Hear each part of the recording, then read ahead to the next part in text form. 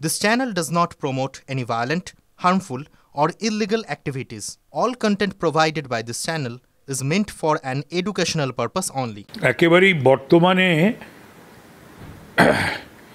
এই সরকারের আমলে আরেকটু পরিষ্কার করে বলা দরকার যে মমতা বন্দ্যোপাধ্যায় যিনি কখনো কখনো জাহির করেন যে আমি ছাত্র পরিষদ করতাম, হ্যাঁ কলেজ লেভেলে জেলা লেভেলে সম্পাদক হিসাবে নেতৃত্ব দিয়েছিলেন,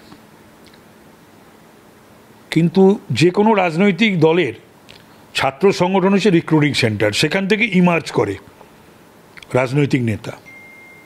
তাই আমরা দেখে এসেছি উনি ৮-৯ বছর ছাত্র ইউনিয়নের নির্বাচনটাকে বন্ধ করে দিলেন কেন, এর উত্তর দেবেন? উনি মাঝে মাঝে বলেন আমি অনেকগুলো প্রজন্ম তৈরি করে দিয়ে গেলাম। এই তো বাপ ঠাকুর দাদা সমস্ত ভর্তি রয়েছে বহু কলেজের বহু বছর ধরে। হাইকোর্ট যেটা করেছে তো ঠিকই করেছে, ইউনিয়নের ইলেকশন নেই সেখানে কেন ইউনিয়ন রুম খোলা? আর ইউনিয়ন রুমের মধ্যে যত রকমের, বলতে পর্যন্ত লজ্জা লাগে, বলতে পারবো না, যত রকমের অসামাজিক কার্যকলাপ আর অর্থ রোজগারের জায়গা বন্দোবস্ত। ইউনিয়ন রুমে ওই নিজেদের কাজকর্ম, অসভ্যতা যাকে বলে এক কথায়। আবার তো একটা বয়োজ্যেষ্ঠ মানুষ, আমাদের তো শব্দ ব্যবহারের ক্ষেত্রে তো সচেতন থাকতে হবে। এ বাদ দিয়ে সমস্ত কিছু হয়। এ কতবার কাগজে বেরিয়েছে, কতবার বিভিন্ন চ্যানেলে দেখিয়েছে, দেখায়নি? তারপরে কি টনক নড়েনি এমন একটা ব্যাপার কেউ কিছু জানে না?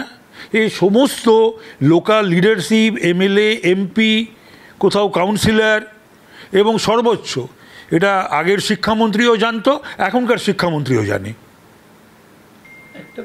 এবং মমতা ব্যানার্জি জানেন না এগুলো কোনো কিছু? এটা হতে পারে? কখনো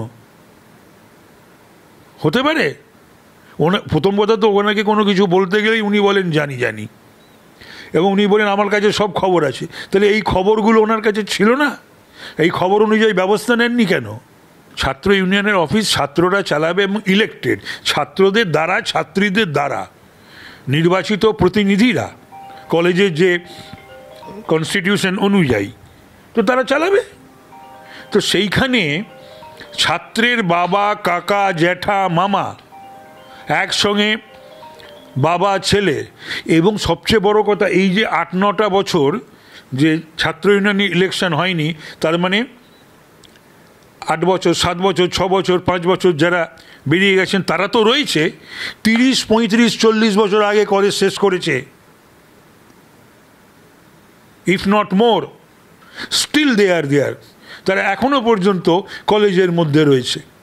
আর বলিহারি সমস্ত আমি অধ্যাপকদের আর অধ্যক্ষদের, তাদেরও মেরুদণ্ড, শিরদাঁড়া এতটাই বেঁকে গেছে, বাংলার শিক্ষিত মানুষের শিরদাঁড়া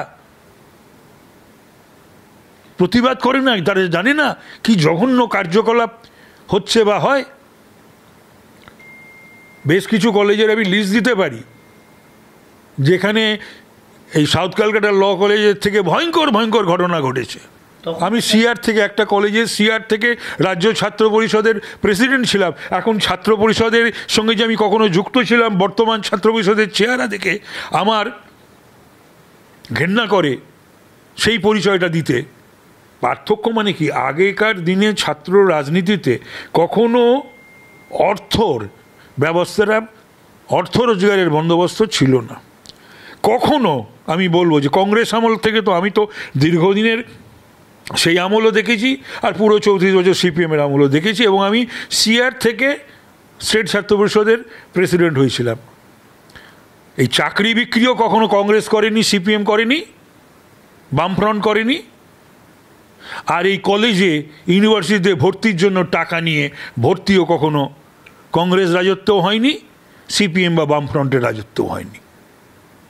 এটা আমি বুক ঠুকে বলতে পারি।